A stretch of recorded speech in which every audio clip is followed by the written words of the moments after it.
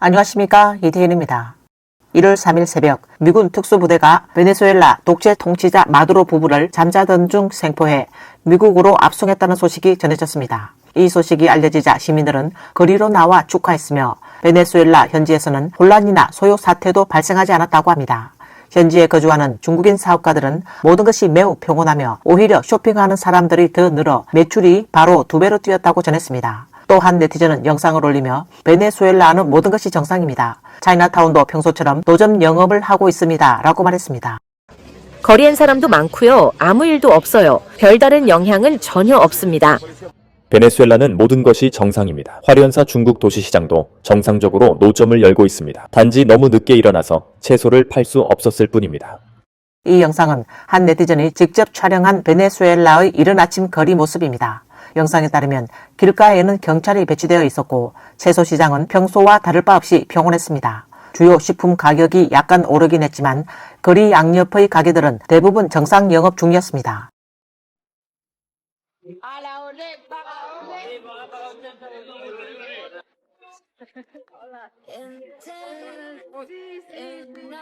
레몬 얼마예요? 1kg에 3.27달러입니다. 그럼 계란은요? 반판에 3.95달러입니다.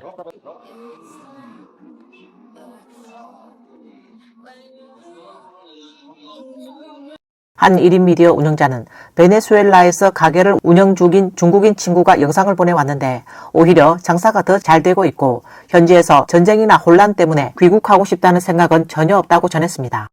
그 친구가 말하길 오늘은 오히려 장사가 더 잘 됐다고 해요. 이해가 안 가죠. 매출이 그냥 바로 2배로 뛰었다고요. 보이시죠? 그리고 그가 그러더라고요. 지금 같은 상황이면 장사가 안 돼야 정상 아닌가요? 그런데 장사가 왜 이렇게 잘 되죠? 사실 장사만 잘 되면 되는 거죠. 라고 말하더라고요. 이해가 안 되시죠? 정상적으로 생각하면 지금 베네수엘라 상황에서라면 다들 귀국을 고려해야 하는 시점 아닙니까? 그래서 제가 몇 가지 더 물어봤어요. 그랬더니 대답이 이랬습니다. 지금은 잠잠하고 딱히 느껴지는 건 없다. 공습도 1시간 만에 끝났고 당시에 계엄령이 내려지긴 했지만 지금은 조용하다. 그리고 이 영상도 그 친구가 보내준 건데요. 이곳은 베네수엘라 수도인 카라카스 시내 중심가쯤 되는 곳입니다. 보시다시피 사람들이 슈퍼마켓 앞에 줄을 서 있고 슈퍼마켓 장사도 더 잘 되고 있어요. 베네수엘라에 거주 중인 중국인 소룡 씨는 비록 슈퍼마켓 영업시간은 오전 10시부터지만 많은 주민들이 그 전에 미리 줄을 서서 쇼핑을 준비하고 있습니다. 라고 말했습니다.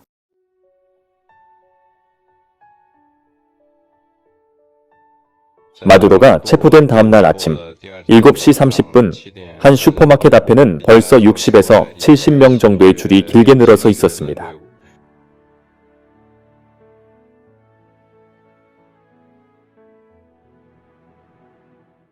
그는 현지의 주요 쇼핑 장소마다 사람들이 많고 물가도 큰 변동 없이 안정적인 상태였습니다. 상점 안에는 질서를 유지하기 위해 경찰도 배치되어 있었고 비록 구매 인파는 많았지만 대규모의 물건 쟁탈이나 혼란은 전혀 발생하지 않았습니다. 중공이 선전하는 것 같은 공포 분위기는 전혀 없었습니다. 또한 영상에서는 시민들이 마두로의 동상을 쓰러뜨리는 모습도 포착되었다고 전했습니다.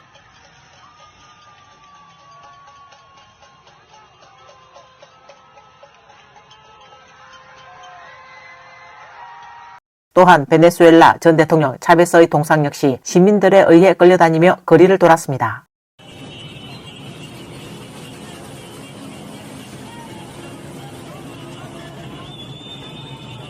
이 기쁜 장면을 본 중국의 네티즌들은 이거 딱 한마디만 더 하자면 아쉽게 그게 당신이었네 라고 탄식했습니다.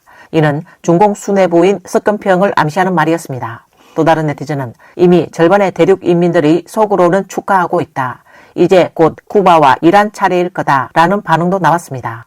한편 로이터와 블룸버그의 보도에 따르면 마두로가 체포된 후 첫 거래일인 1월 5일 베네수엘라 수도 카라카스의 정권거래소 IBC 지수는 무려 16.45% 폭등해 종가 2597.68포인트를 기록했습니다. 1월 5일 마두로 부부는 처음으로 뉴욕 연방법원에 출두하였습니다. 비록 이들은 모든 혐의에 대해 무죄를 주장했지만 이번 사건이 전 세계에 준 충격과 그 여파는 여전히 계속되고 있습니다. 마두로는 총 4가지 혐의로 기소되었으며 구체적으로는 1. 마약 테러리즘 공모, 2. 코카인 밀수 공모, 3. 기관총 및 폭발물 소지 공모. 4. 기관총 및 폭발물 소지 등입니다. 뿐만 아니라 마두로의 아내와 아들 역시 마약 밀매 혐의로 함께 기소된 상황입니다. 마두로 체포 이후 백악관 공식 홈페이지에는 한편의 극적인 영상 클립이 게시되었으며 영상에는 마두로의 광기, 미국 국무장관 마르코 루비오의 자신감 넘치는 모습, 그리고 도널드 트럼프 미국 대통령의 왕의 미소가 연출되어 큰 주목을 받았습니다. 나를 잡으러 와라. 나는 여기 미라플로레스에서 기다리고 있겠다. 시간 너무 끌지 마라, 겁쟁이들.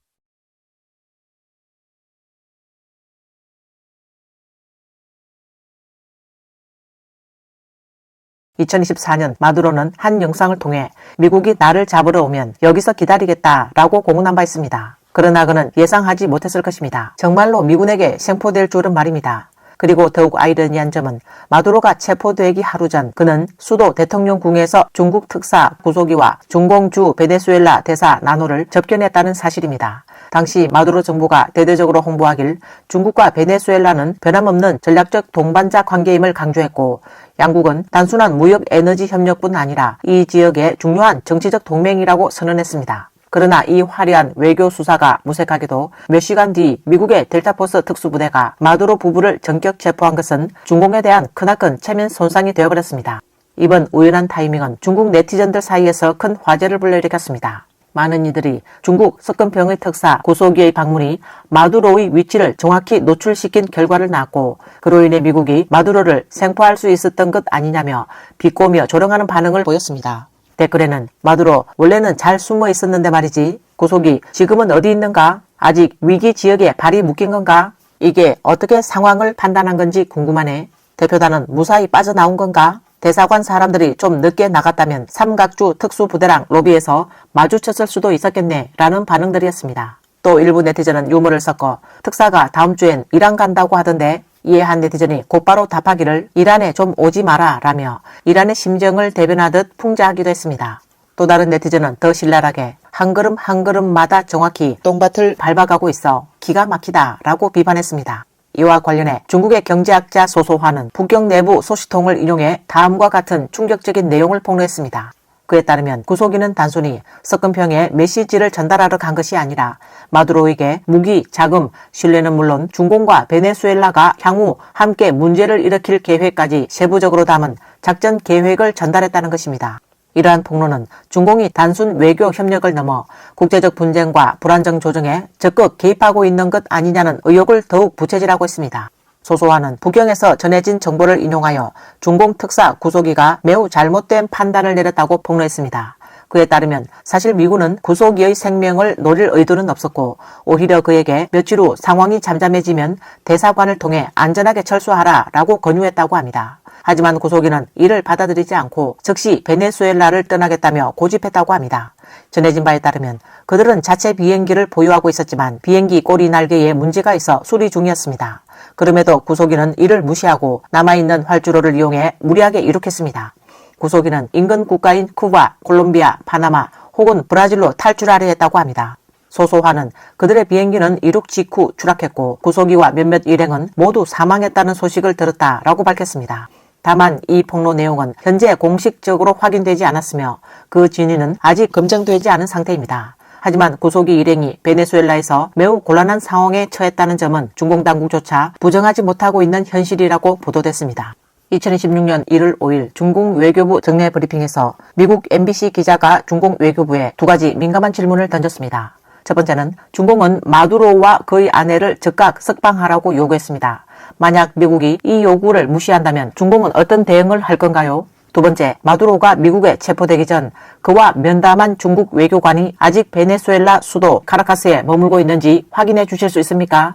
이 질문에 중공 외교부 대변인 임봉의 반응은 다소 우스꽝스럽고도 난처한 모습이었습니다. 그는 무려 49초간 아무 말도 하지 않은 채 고개를 숙이고 서류를 뒤적였고 결국 질문과는 전혀 관련 없는 답변으로 얼버무리며 회피했습니다. 이 장면은 기자회견을 지켜보던 사람들에게도 스크린 너머로 느껴질 만큼의 뻘쭘함과 어색함을 전달했다고 전했습니다.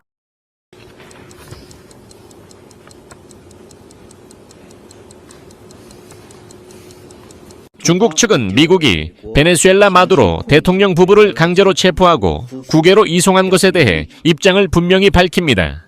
중국은 미국이 마두로 대통령 부부를 강제로 억류하고 송출한 것에 대해 심각한 우려를 표명합니다.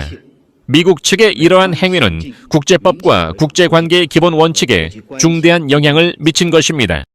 외부에서 가장 관심을 가졌던 두 번째 질문, 즉 석건평의 특사 구속의 일행이 현재 어디에 있는가의 중국 외교부 대변인 임봉은 중국은 베네수엘라의 안전 상황을 면밀히 주시하고 있다. 현재 중국 측 인원이 미국의 공습으로 영향을 받았다는 보고는 없다라고 답했습니다. 이 발언에 중국 네티즌들은 일제히 비꼬는 반응을 보였습니다. 내 수첩에 이 내용이 있는지 좀 볼게. 50초 기다려서 나온 게 결국 질문 회피. 진짜 역겹다. 석은평이 직접 지휘하고 직접 배치하는 체제라 지시 없이는 아무 말도 못해. 말 잘못하면 사라진다. 그러니 개소리라도 해야 목숨은 부지하지. 이게 바로 공산당이다 등의 반응이 이어졌습니다. 속담에 이르기를 중공이 어떤 사안을 회피할수록 그 안에는 반드시 수상한 점이 숨어 있다고 합니다. 현재까지도 구속이가 정확히 어디에 있는지는 알려지지 않고 있으며 그의 이번 방문이 니콜라스 마두로 정권에 무기를 전달하기 위한 목적이었는지에 대해서도 사실 여부는 아직 확인되지 않은 상태입니다. 다만 최근 한 블로그의 폭로를 계기로 과거 중공의 군수 관련 기업이 베네수엘라에 군수 장비를 수출한 전례가 있었다는 주장이 제기되면서 의혹은 더욱 증폭되고 있습니다. 최근 북경에서 스페인으로 이주한 1인 미디어 블로거 북경 카냐는 자신의 프로그램을 통해 2012년 7월부터 2014년 4월까지 북경 회룡관 용택 원동구 25동 705에서 세를 얻어 거주했으며 당시 집주인 조 씨와 그의 아내 부 씨가 모두 북경 남천 공학과학기술 유한회사에 근무하고 있었다고 밝혔습니다. 이 부부는 근무기간 동안 여러 차례 베네수엘라로 출장을 다녀왔다는 설명입니다. 부 씨는 과거 북경 카냐와의 대화에서 자신과 남편이 베네수엘라로 출장을 갔던 경험, 즉 이른바 군수 판매와 관련된 출장에 대해 언급한 바 있다고 전했습니다. 부 씨의 설명에 따르면 베네수엘라의 치안 상황은 극히 열악했으며 그들이 거주하던 주택단지는 매우 높은 담장으로 둘러싸여 있었고 그 위에는 철조망과 전기 철망까지 설치되어 있었다고 합니다. 외출할 때마다 사설 경호원을 고용해야 했으며 총기로 무장한 경호원을 동반한 상태에서만 외출이 가능했다고 전해졌습니다. 한편 북경 남천 공학과학기술 유한회사는 북경시 해정구 상지 개청로 9호에 위치해 있으며 법정 대표자는 장철정으로 알려져 있습니다. 공개된 자료에 따르면 이 회사는 중국 상용 항공기 공사의 ARJ-21, C919, CR92 등 국산 민항기의 비행시험 플랫폼과 공정 시뮬레이터, 고급 전동 시뮬레이터 개발을 담당해왔습니다. 또한 중공의 육군, 무장경찰, 공군, 해군을 위한 고정익 항공기 및 헬리콥터 시뮬레이터 제작에도 관여했으며 아시아, 남아프리카, 남미 등 10여 개 국가와 지역에 대형 비행 시뮬레이션 훈련 장비 수십 대를 수출한 전력이 있는 것으로 전해집니다. 한편 미국의 도널드 트럼프 행정부는 베네수엘라 독재자 마두로의 마약 밀매 행위에 대해 강한 적대적 입장을 보여온 바 있습니다. 트럼프가 마두로를 공격한 진짜 목표는 중공 당수 석건평이었다. 그는 이어 중공이 이란에 막대한 자금을 투입했지만 트럼프 행정부가 이를 차단했고 중공이 가자 지구에도 대규모 자금을 투입하자 트럼프가 해당 지역에 사실상 방화벽과 같은 차단 조치를 구축했다고 지적했습니다. 이란 정황들은 중공의 해외 군수 활동과 지정학적 개입이 단순한 외교, 경제 협력의 차원을 넘어 국제안보 질서 전반에 중대한 파장을 미치고 있다고 분석했습니다. 중국 공산당은 베네수엘라를 20년 동안 직접 통제해 왔습니다. 그녀는 이번에 트럼프가 직접 행동에 나섰고 중공은 세 번째로 눈을 피하며 물러섰다. 표면적으로는 트럼프의 베네수엘라 군사 개입이 마약과 테러리즘을 겨냥한 것으로 보이지만 그 이면에는 훨씬 더 큰 그림이 있다. 이번 공격은 단순한 군사작전이 아니라 중공의 대리인을 상대로 한 전쟁이다. 트럼프는 역사상 유일하게 중공의 아픈 곳을 직접 건드린 대통령이다. 미국의 베네수엘라에 대한 전방위적 공세는 사실상 중공을 겨냥한 것이며 이는 중공 정권과 그림자 전쟁이다. 이번 작전은 역사상으로 처음으로 실질적 성공 가능성이 보이는 행동으로 평가되며 마두로를 공격한다는 것은 곧 석건평을 겨냥한 공격이라는 뜻이다 라고 말했습니다. 중공이 가자 전쟁의 배후 조종자로 지목받는 이유는 값싼 석유와 자원이 있는 국가들을 대상으로 삼아 무능한 지도자들을 이용하여 팔레스타인과 하마스를 지지하는 전 세계적인 시위와 혼란을 선동하고 있기 때문입니다. 이는 중공이 전 세계 불안정 지역에서 영향력을 확장하기 위해 벌이는 전략적 조작이며 이를 통해 자신에게 유리한 지정학적 질서를 만들려는 시도라고 해석됩니다. 중공은 이러한 혼란을 틈타 개입하여 해당 국가들의 지도층을 매수하고 그 대가로 거의 공짜로 천연자원, 특히 천연가스와 석유를 확보하는 전략을 펼치고 있습니다. 베네수엘라는 바로 중공의 이런 약탈성 석유 전략의 대표적인 사례입니다. 중공은 현재 베네수엘라의 최대 채권국이며 그 규모는 다른 어떤 나라보다 압도적으로 큽니다. 2007년부터 지금까지 베네수엘라는 중공에 600억 달러 이상의 빚을 졌고 이는 대부분 석유로 갚고 있습니다. 즉 베네수엘라는 석유를 사실상 헐값에 거의 공짜로 중국에 넘기고 있는 셈이며 결국 영원히 중공에 빚을 지고 있는 구조로 빠져들었습니다.